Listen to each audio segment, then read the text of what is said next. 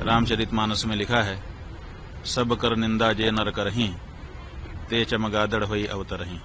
सबकी निंदा करने से चमगादड़ की योनि में जाना पड़ता है, ये बात तुलसीदास जी महाराज कह रहे हैं। और उन्हीं तुलसी जी के नाम पे पीठ बना करके बैठे हुए रामभद्राचार्य जी सबकी निंदा कर रहे हैं, प्रेमानंद जी को गलत कह रहे हैं।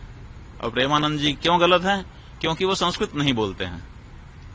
तुलसीदास जी जिनकी पीठ पर आप स्वयं बैठे हुए हो, उन्होंने भी तो अवधी भाषा में रामचरितमानस लिख दिया। उनसे पूछा जाना चाहिए कि उनकी टिप्पणी का क्या मतलब है। रामभद्राचार्य जी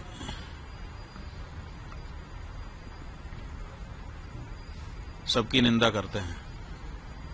पूरी के शंकराचार्य के बारे में कहा है कि रामचरितमानस में तुलसीदास जी ने जिस तुलसी पीठ पर वो बैठे हैं, उसी तुलसीदास जी महाराज ने रामचरितमानस में लिखा है, सब कर निंदा जे नर करहीं, ते चमगादड़ होई अवतरहीं। तो सबकी निंदा करने से चमगादड़ की योनि में जाना पड़ता है, ये बात तुलसीदास जी महाराज कह रहे हैं। और उन्हीं तुलसी जी के नाम पे पीठ बना करके बैठे हुए रामभद्राचार्य जी सबकी निंदा कर रहे हैं। क्या उन्होंने ये एक चौपाई पढ़ी नहीं है, या फिर उस चौपाई के कुछ और अर्थ उन्होंने समझ लिए हैं? ये तो उनसे चर्चा करने पर ही पता चलेगा।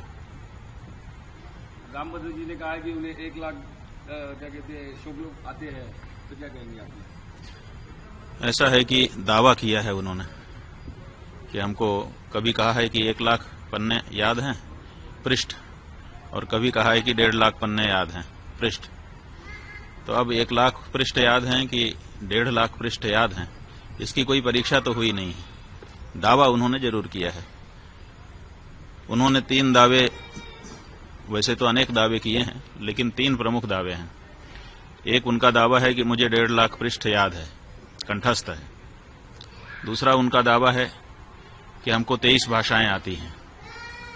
और तीसरा उनका दावा है कि मैंने राम जन्मभूमि में जो गवाही दी उसके कारण फैसला हो गया।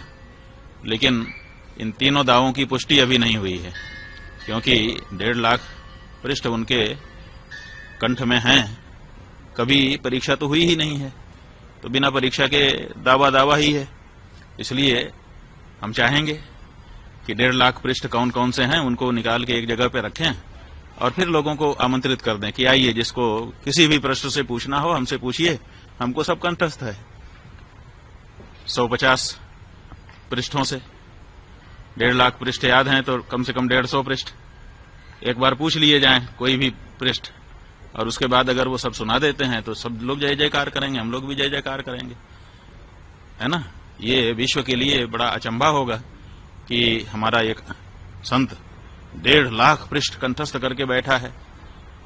तो हम चाहेंगे कि अब ये मौका आ गया है कि वो 1.5 लाख पृष्ठ कौन कौन से हैं छांट दें और उनको एक मेज पर सजा दिया जाए और फिर लोगों को बुला लें। 150 पृष्ठ केवल पूछे जाएंगे। अगर 150 पृष्ठ कंठस्थ उनको हो गए उनमें से, तो हम लोग मान लेंगे कि सब कंठस्थ हैं। वो कहते हैं कि 23 भाषा हमको आती है। अभी तक उनका कोई भी वीडियो YouTube पर खोजने से हिंदी के अलावा दूसरी भाषा में मिलता नहीं है।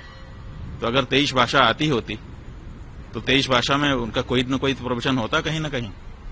तो 23 भाषा कौन कौन सी है उसकी सूची वो बता दें। तो 23 उन भाषाओं के जो विद्वान हैं उनको हम लोग भेजेंगे। 40-40 मिनट का एक संवाद उसी भाषा के विद्वान के साथ उनका हो जाए। जय जयकार कौन नहीं करेगा, सब करेंगे। और तीसरी बात यह है कि वो कहते हैं कि राम जन्मभूमि में हमारे कारण फैसला आ गया, हम ही हैं। तो वहां के वकीलों ने तो इसके विरुद्ध बताया है, वहां के जज ने तो इसके विरुद्ध बताया है, इसलिए इसमें भी शंका हो गई है। इसलिए इस बारे में भी प्रमाण उनको सामने रख देना चाहिए और ये कहना चाहिए कि जो वकील और जो जज कह रहे हैं वो गलत है। लेकिन ये नहीं उन्होंने कहा है। जो उनको गलत बता रहे हैं उनको उन्होंने गलत नहीं कहा है, प्रेमानंद जी को गलत कह रहे हैं। और प्रेमानंद जी क्यों गलत हैं? क्योंकि वो संस्कृत नहीं बोलते हैं। तुलसीदास जी जिनकी पीठ पर आप स्वयं बैठे हुए हो, उन्होंने भी तो अवधी भाषा में रामचरितमानस लिख दिया।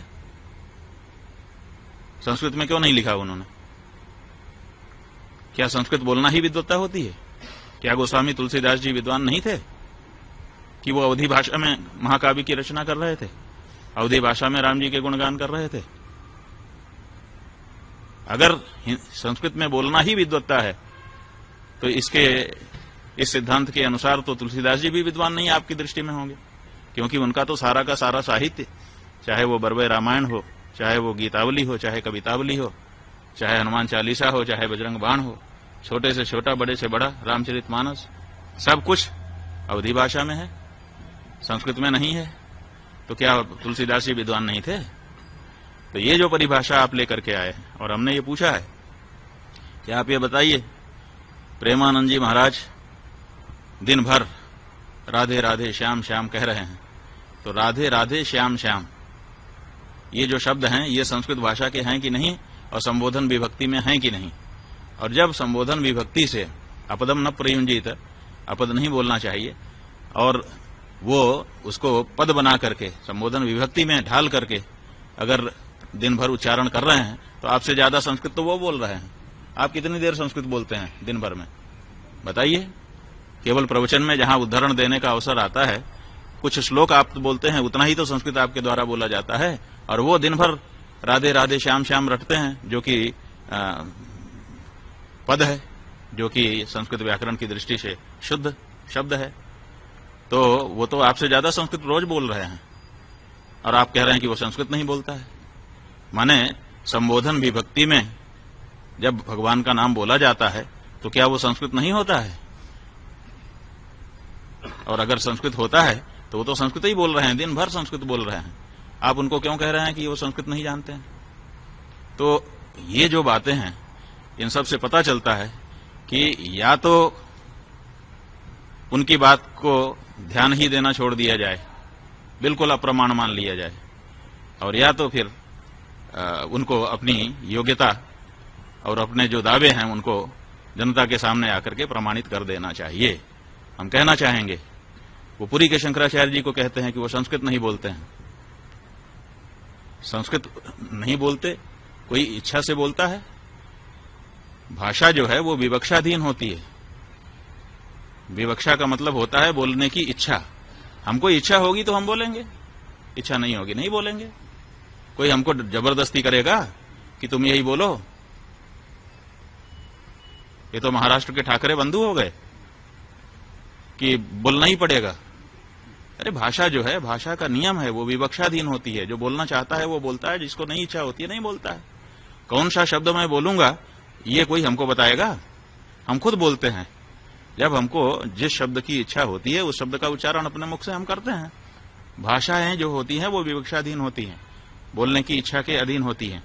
तो ऐसी परिस्थिति में वो नहीं बोलते हैं उनकी इच्छा, लेकिन वो संस्कृत के विद्वान नहीं है, ऐसा तो नहीं है। हम तो जहां तक हम देखिए, हमने पुरी के शंकराचार्य जी का भी प्रवचन सुना है, गंभीरता से सुना है, और इनका भी प्रवचन सुना है, और हम ये कह रहे हैं कि पुरी के शंकराचार्य जी इनसे बहुत बड़े विद्वान हैं।